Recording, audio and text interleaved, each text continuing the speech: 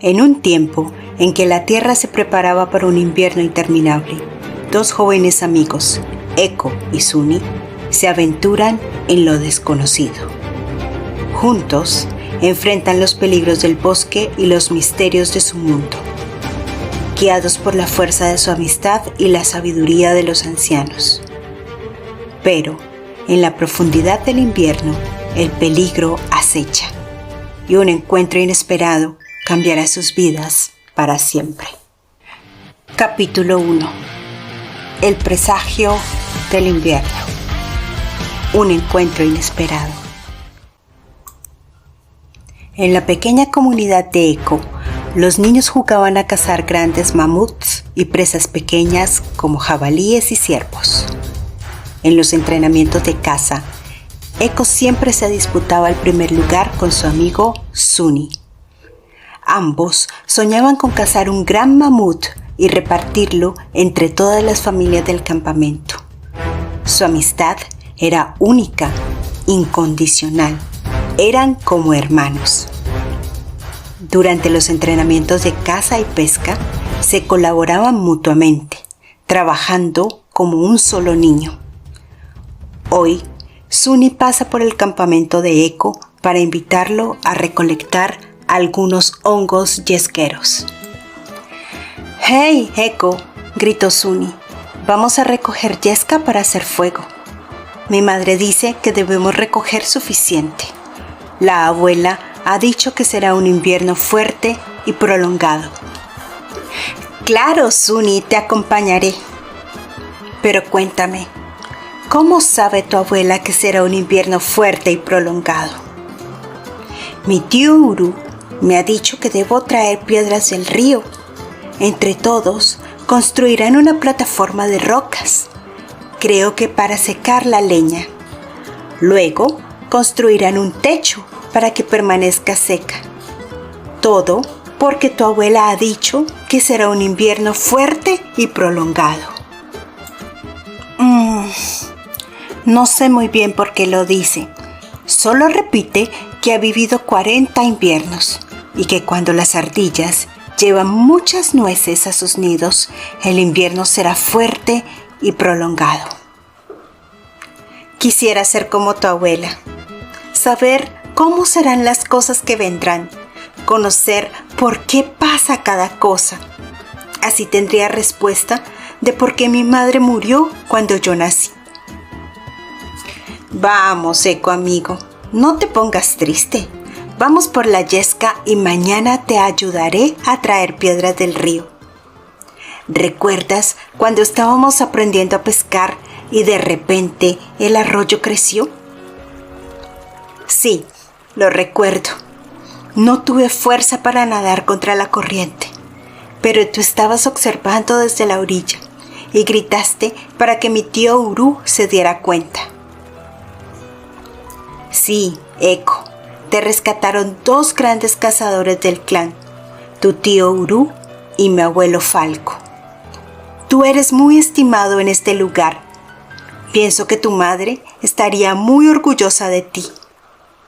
Toma ánimo y vamos por la yesca». «Gracias por tus palabras, Suni. Me llegaron al corazón».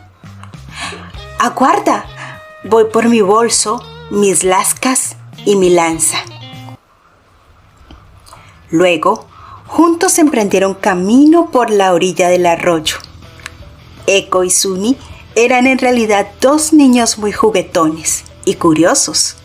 Se adentraron en el bosque, jugando a quién llegaría primero a los termiteros. «¡Hey, Eco! ¿A que no me ganas en correr desde aquí a los termiteros?» «Está bien, acepto». Entonces gritó: «Preparados, listos como las águilas, ¡corre ya!».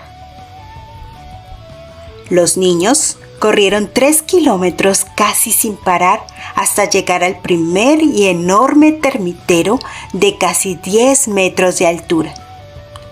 Suni fue el primero en llegar. No había mejor corredor que él en el campamento.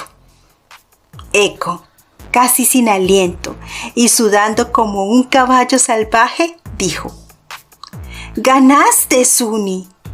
Logré tomar ventaja cuando escalábamos la roca inmensa, pero luego tú tomaste ventaja en la estepa. ¡Felicitaciones, amigo!». A Suni no le quedaban alientos. Solo asintió con la cabeza y siguió echado sobre la hierba.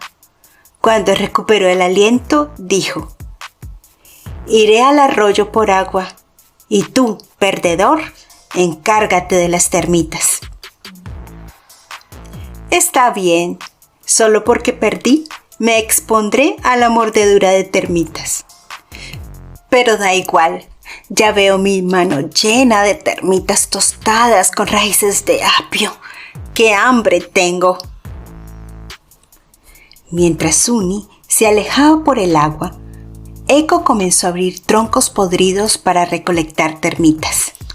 Su tío le enseñó que nunca debía ir directamente al termitero, pues las termitas lo sobrepasarían en número y voracidad y podría salir gravemente lastimado. Pronto recolectó 2 cuencos de termitas que fueron a dar a una enorme piedra caliente, en donde se tostaron justo a tiempo al arribo de Suni con el agua.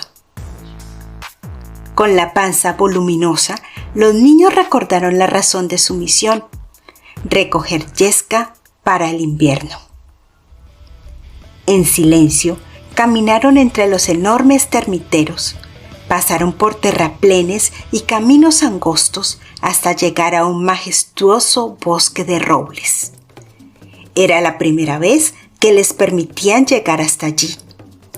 El bosque de robles era sin duda hermoso, pero no era un lugar amistoso para 2 niños semientrenados en sobrevivencia. El bosque era el hogar de mamuts, osos y leones de las cavernas, linces boreales, jabalíes, ciervos gigantes y del temido lobo blanco. El verano pasado hubo grandes tormentas en el bosque. Por esta razón había madera muerta por todo el suelo. «Mira todo el hongo yesquero que ha crecido sobre esta madera. Démonos prisa a recogerlo». Eco se puso el dedo índice en la nariz en señal de silencio. Luego sacó su lanza y Suni hizo lo mismo. Alinearon sus espaldas una contra la otra para lograr una defensa mutua.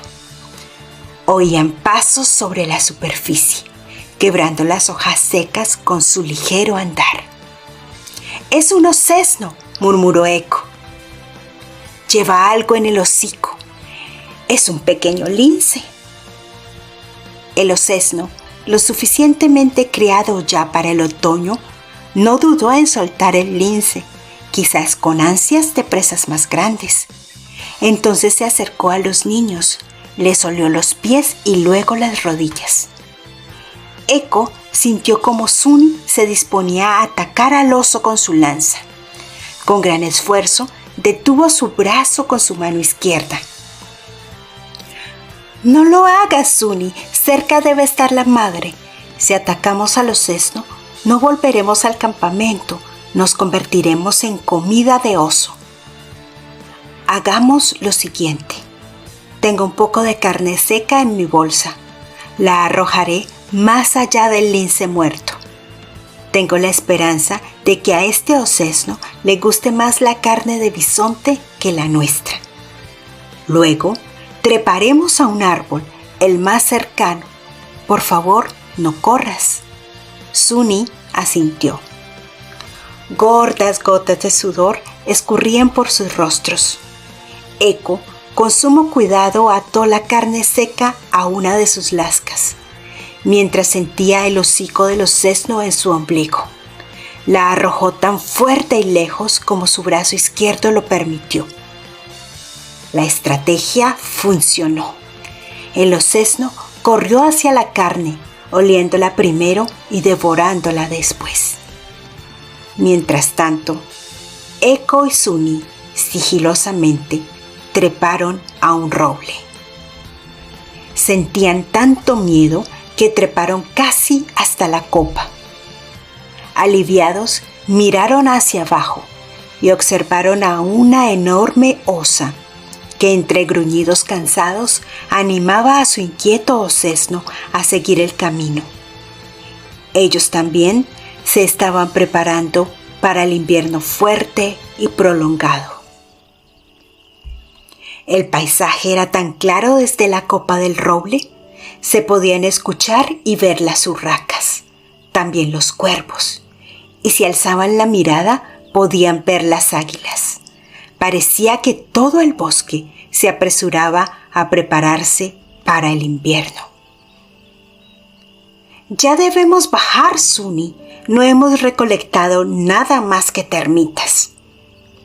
Aunque temían el encuentro con la osa y su osesno, decidieron arrancar los hongos yesqueros de los troncos cercanos con la ayuda de sus lascas. La tarea era agotadora, pero no querían marcharse sin llenar sus bolsas.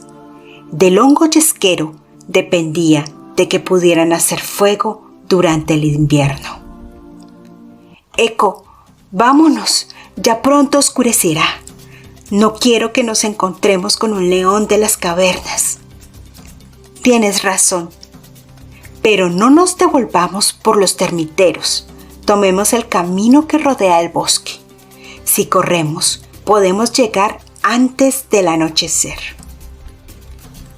Los niños ajustaron con cuerda su desgastado calzado.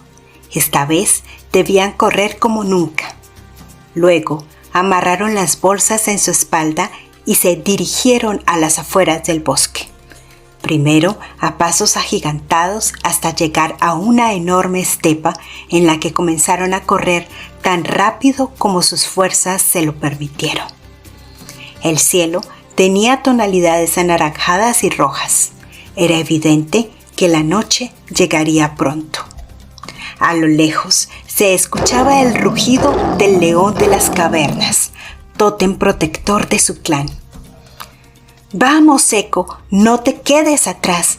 Escucho el movimiento del agua. Creo que estamos cerca del arroyo. Allí tomaremos agua. ¡Corre!». «Está bien. Solo dame un momento y recupero el aliento». «¿Sientes ese olor? Huele a carne asada». «Sí, huele muy bien para ser real. Aún estamos lejos de casa». «Mira, allá hay una fogata. Puede ser el abuelo Falco y sus hombres», dijo Suni, mientras corría atraído por el resplandor del fuego. En su mente de niño, una fogata representaba seguridad. Mientras tanto, Eco gritó: «¡Espera, Suni! ¡No vayas! No creo que sea tu abuelo. Por favor, espera». Pero Suni no escuchó. Corría como si tuviera alas en los talones. Eco corrió con todas sus fuerzas para alcanzarlo, percibiendo la intención de Suni de adentrarse nuevamente en el bosque. Así que se lanzó en plancha para hacerlo caer y lo logró. Suni, muy enojado, le reclamó a Eco: «¿Pero qué haces? Me has hecho dar un golpe en la cabeza». Suni empuñó su mano y con fuerza golpeó a Eco en la mejilla, derribándolo. Luego prosiguió su camino hacia la fogata, mientras Eco gritaba: «¡No lo hagas!». Suni reaccionó y se dio la vuelta. Le extendió la mano a Eco y le ayudó a levantarse y le dijo: «¿Qué te pasa, cabeza de mamut?». «No entiendo qué haces», respondió Eco. «Es posible que allá no esté tu abuelo. Puede tratarse de otro clan. Ellos podrían raptarte como le pasó a mi padre». «Pues, si no quieres acompañarme, sigue tu camino. Yo estaré contigo hasta que lleguemos a casa. Lo prometí cuando salimos del campamento, pero no puedo permitir que hagas tonterías, Suni. Está bien. ¿Qué propones? Primero, no me vuelvas a llamar cabeza de mamut. Segundo, no me vuelvas a golpear. Y tercero, podemos ir, pero de manera sigilosa. Debemos ver si se trata de nuestra gente o de otro clan. Está bien, pero si se trata de otra gente, ¿qué haremos? Marcharnos. Es peligroso. Eco y Suni se acercaron sigilosamente. El olor a carne de alce llenaba sus narices. El hambre se hacía cada vez más intensa. Detrás de los troncos de los árboles, Eco y Suni pudieron comprobar de que no se trataba del abuelo Falco y sus hombres. Era el clan del Lobo Blanco, conocido por sus ingeniosas prácticas de caza. Eran hombres altos, de melena roja. En verano cubrían su piel con lodo verde y en otoño hacían la ceremonia del alce con el fin de tener provisiones para todo el invierno. Eco recordó que su tía le dijo que los hombres de melena roja se habían llevado a su padre y que, si algún día los veía, debía evitar acercarse a ellos. Suni se llenó de terror y dijo: «Vámonos, vámonos, Eco. Ya hemos visto que no se trata de los nuestros. La luna ya está sobre nuestras cabezas». «No, Suni, no me iré. Creo que se trata de los hombres que se llevaron a mi padre. Quiero quedarme y preguntarles dónde está». A lo que Suni susurró: «No, Eco, no podemos quedarnos. Solo somos 2 niños. Volvamos al campamento. Ya tendrás la oportunidad de encontrarlos de nuevo y preguntarles por tu padre». Eco y Suni estaban en una acalorada discusión de susurros y no se dieron cuenta de que His, una joven del campamento del clan del Lobo Blanco, los había escuchado. His rodeó el árbol donde estaban escondidos y con su lanza en posición de ataque les dijo: «¿Qué hacen aquí, husmeando nuestra ceremonia?». Bienvenidos a la aventura. Si te gustan las historias llenas de misterio y valentía, te invito a que te suscribas a mi canal. Este es solo el comienzo de Ecos del Infierno, la saga de Eco y Suni. Y hay mucho más por descubrir. Suscríbete para acompañar a estos jóvenes héroes en su increíble viaje. Tu suscripción es muy importante para mí y me ayudará a seguir creando contenido que espero disfrutes tanto como yo al hacerlo. Gracias por estar aquí y formar parte de esta aventura.